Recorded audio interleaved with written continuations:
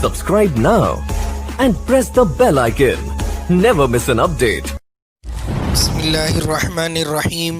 السلام علیکم ورحمۃ اللہ وبرکاتہ. کون سا جانور خریدنا ہے اور کون سا نہیں خریدنا ہے، آج وہ بیان کیا جائے گا. چونکہ قربانی کا جانور اللہ رب العزت کی بارگاہ میں پیش کیا جاتا ہے، اس لیے بہت عمدہ، موٹا، تازہ، صحیح سالم اور عیبوں سے پاک جانور خریدنا چاہیے. اللہ تعالیٰ کی بارگاہ میں پیش کرنے کے لیے گری پڑی حیثیت کا جانور یا پھر کمزور جانور، عیب والا جانور خریدنا ناسمجھی اور ناشکری کی بات ہے. پہلے یہ بات واضح ہو جائے کہ قربانی کے جانور کی 3 قسمیں ہیں. پہلی قسم تو اونٹ کی ہے، چاہے وہ نر ہو یا مادہ ہو. اس میں 7 افراد شریک ہو سکتے ہیں، اس میں 7 حصے ہوتے ہیں، لیکن 7 افراد کا شریک ہونا ضروری نہیں. 7 افراد سے کم ہو تب بھی قربانی درست ہے. مثلا کسی اونٹ میں 5 ہے، 6 ہے، یا 2 ہے، 3 ہے، بلکہ ایک آدمی بھی مکمل اونٹ اللہ کے راستے میں قربان کرنا چاہ رہا ہے، قربانی کی عید میں اس کو ذبح کرنا چاہ رہا ہے، تب بھی جائز ہے. دوسری قسم بکرا، بکری، مینڈھا، بھیڑ، دمبا، چاہے وہ نر ہو یا مادہ ہو، ان میں شرکت نہیں ہو سکتی. یہ بھی قربانی کے جانور ہیں، ان کو ذبح کیا جا سکتا ہے، لیکن ان میں شرکت نہیں ہو سکتی. ایک آدمی کی طرف سے ایک جانور مکمل دینا پڑے گا.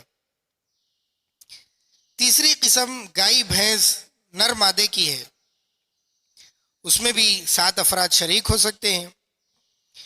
ان جانوروں کے علاوہ کسی اور جانور کی، یعنی 3 قسمیں جو بیان کی گئی، اونٹ، بکرا، بکری اور گائے، بھینس وغیرہ، بیل ہے، تو ان جانوروں کے علاوہ کسی دوسرے جانور کی قربانی جائز نہیں ہے، درست نہیں ہے.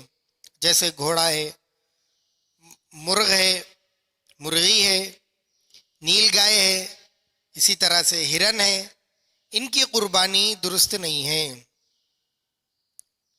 اگرچہ ان کو کھانا جائز ہے، حلال ہے، لیکن عید قرباں پر ان کی قربانی نہیں دی جا سکتی.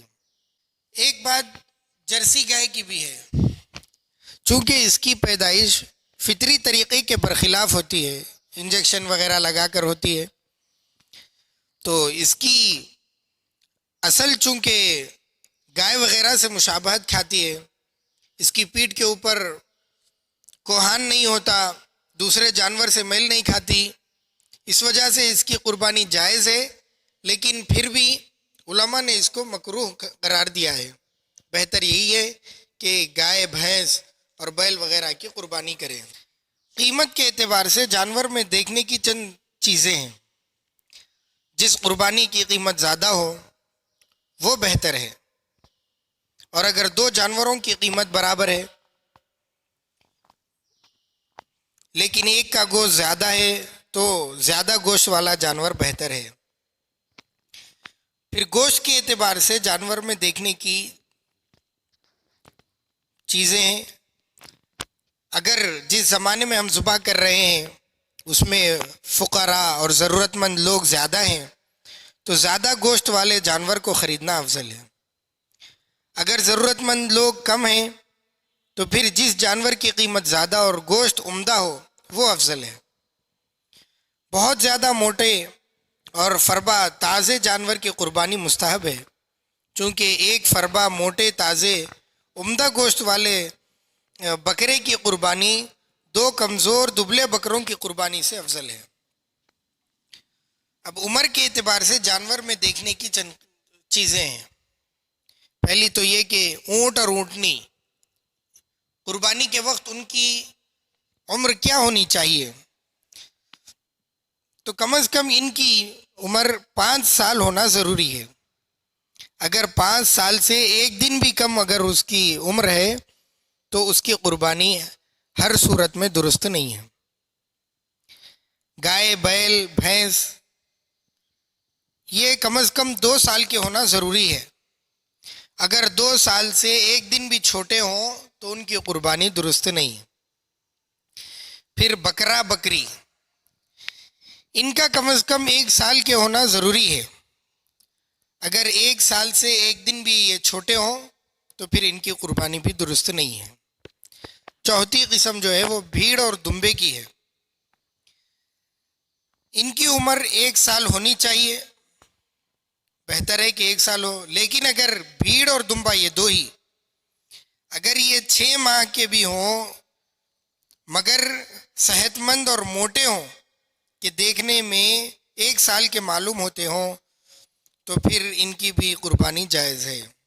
اب 1 سال سے زیادہ ہے یا کم ہے کیسا معلوم کرنا؟